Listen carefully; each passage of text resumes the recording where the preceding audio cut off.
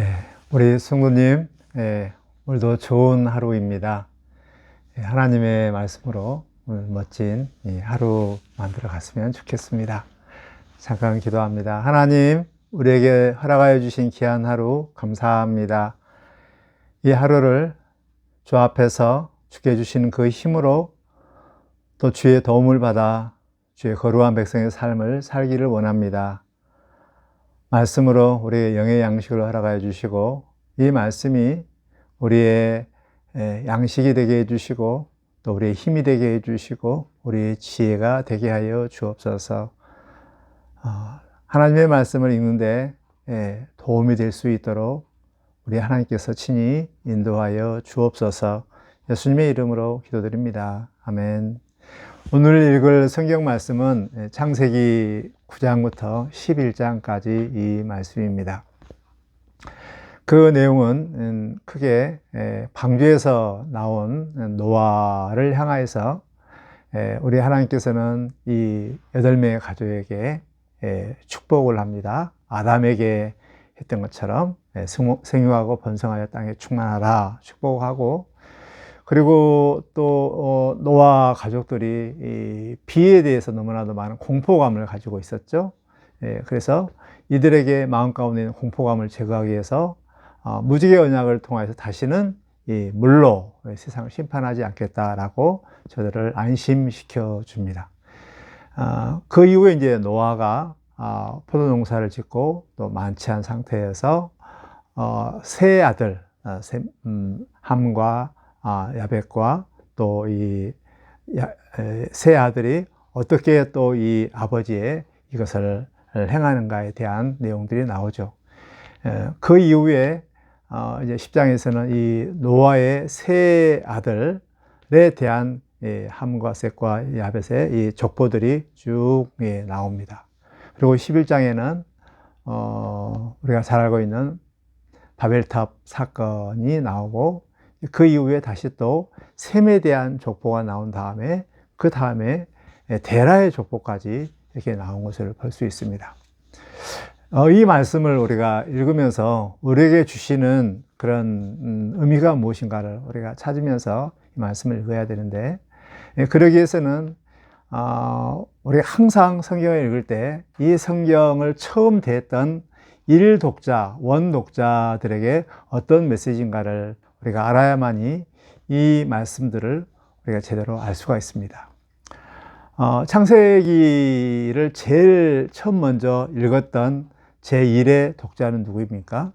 그것은 출애굽한 이스라엘 백성들입니다. 모세가 창세기를 기록해서 이제 이 출애굽한 이스라엘 백성들에게 이 말씀들을 이제 전해줬죠.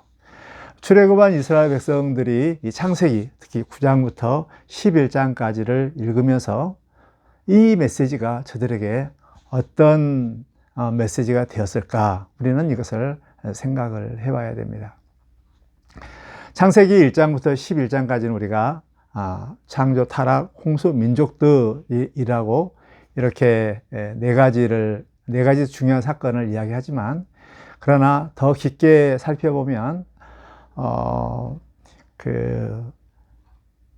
세 번의 실패가 나온 것을 볼 수 있습니다. 하나님께서 노아 아담에게 이렇게 좋은 공간들을 허락했지만 아담이 실패를 했죠. 그 이후에 이 실패한 이것들에 대해서 결과적으로 5장에서 모든 사람이 죽게 되고, 또 6장에 새로운 일을 위해서 이제 노아를 부르시고 홍수 사건으로 모든 것이 새롭게 이제 깨끗이 되고 정리가 됩니다. 노아 홍수 이후에 8명으로 시작된 이 민족들이 어떤 모습이었는가? 오늘 노아가 농사 지은 다음에 만취한 상태에서 정말 너무나도 어처구니 없는 은혜 받은 자의 삶이 아니라 너무나도 다른 모습들을 이렇게 보입니다. 그리고 또 세 아들 중에 함은 아버지의 일한 이 부끄러운 것을 이렇게 드러내는 그 일들을 했죠. 하나님 앞에 은혜 받은 이 노아도 이렇게 실패했고, 그 자녀들도 실패한 내용들이 나옵니다. 그리고 나서 우리가 잘 알고 있는 이 바벨탑 사건으로 인해서 모든 사람들이 이제 이 홍수에 대해서 어떻게 한번 막아보자, 하나님과 한번 대항 한번 해보자, 그리고 우리 흩어짐을 면하자 바벨탑을 쌓죠. 이것으로 인해서 언어가 다 흩어져서 모든 사람들이 흩어지는 이런 결과를 가져오게 되는데, 이런 가운데 계속적으로 나타나는 것들이 족보예요. 족보. 족보 읽을 때 여러분들 많이 힘드시죠? 근데 창세기에는 족보들이 참 많이 나오는데, 이 족보의 의미들을 우리가 유심히 이렇게 살펴봐야 됩니다. 노아의 세 가정의 세 형제의 세 아들의 이런 족보들, 족보의 특성을 보면, 그리고 나서 이 세 아들 중에 또 이 셈에 대한 이 족보, 그리고 셈의 족보, 셈의 이러한 자녀들 중에 특별히 데라의 족보로 연결된 걸 볼 수 있습니다.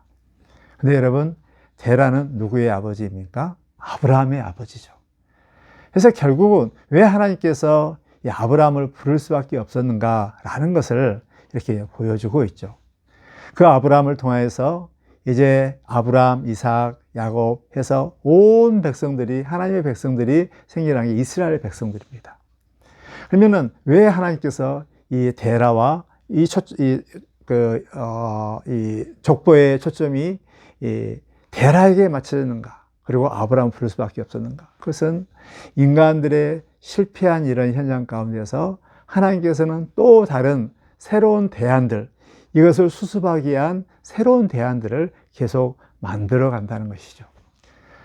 그렇게 본다면 11장, 창세기 1장부터 11장까지는 왜 이스라엘을 선택할 수밖에 없고, 왜 아브라함을 선택할 수밖에 없었고, 왜 또 이스라엘 민족들을 언약을 맺을 수밖에 없었는가라는 것들을 보여주게 되는 것입니다.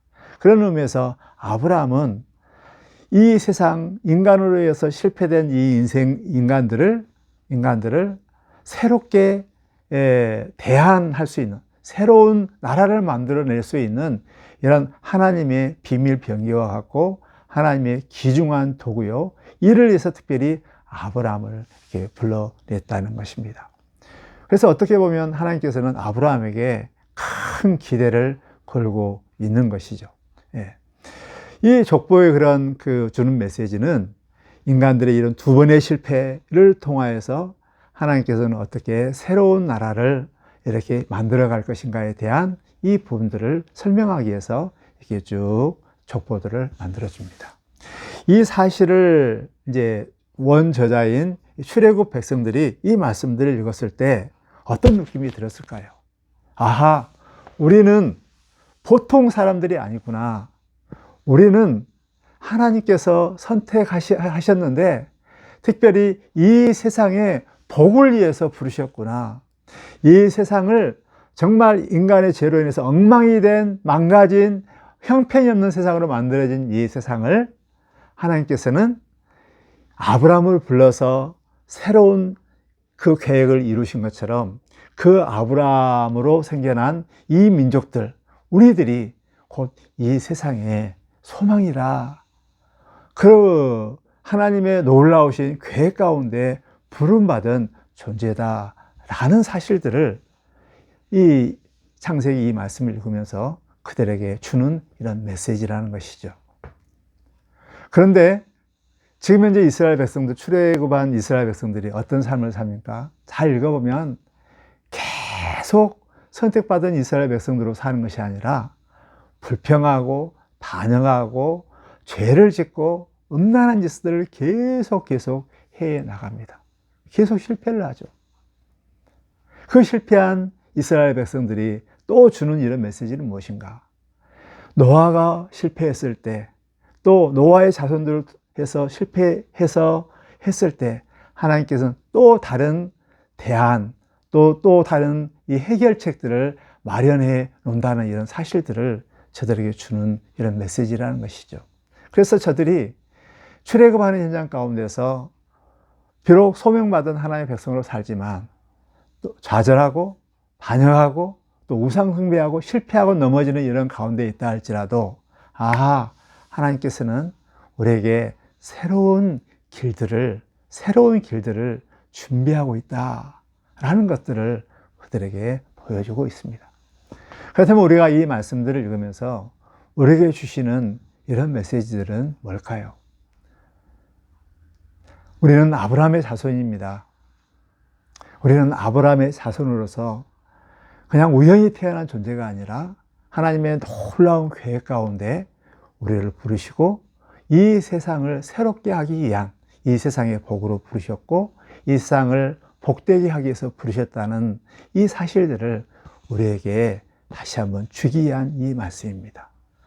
이 특별히 족보를 읽을 때마다 나는 하나님의 놀라운 계획 가운데 지음받은 존재이고 하나님의 계획들을 이루기 위해서 나를 특별히 부르셨다는 이런 사실들을 기억하자는 것입니다. 더 나아가서 내가 하나님의 부르심을 받아 이렇게 삶을 사는 가운데 많이 실패합니다. 좌절합니다. 무너집니다.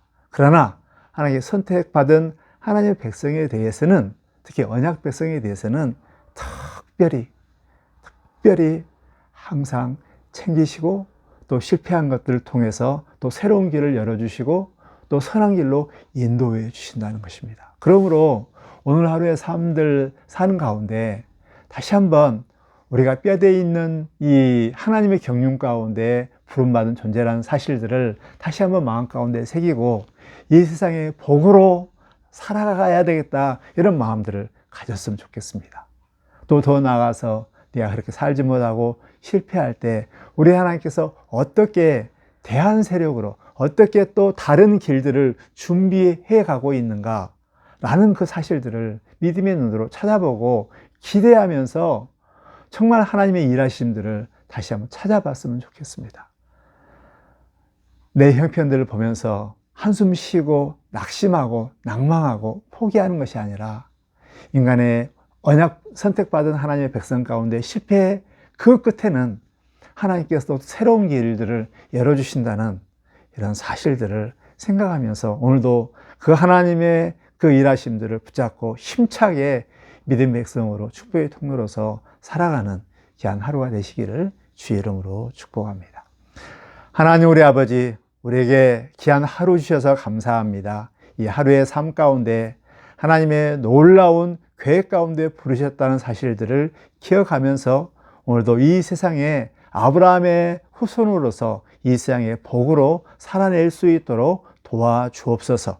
우리가 실패하고 넘어지고 또 좌절한 이런 가운데도 우리 하나님의 언약 백성을 향하신 새로운 준비한 것들을 바라보게 하여 주시고 그것을 바라보면서 힘차게 살아낼 수 있는 우리 성도들 되게 하여 주옵소서.